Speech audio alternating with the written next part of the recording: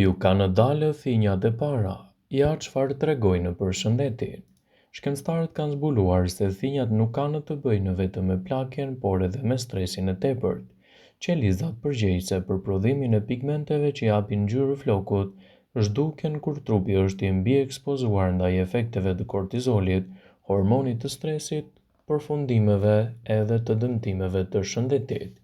Gjëja e parë që duhet të dini është se flokët thinjen për shkak të mungesës së melaninës, pigmentit në folikulat e flokut, shpjegon Gary Goldenberg.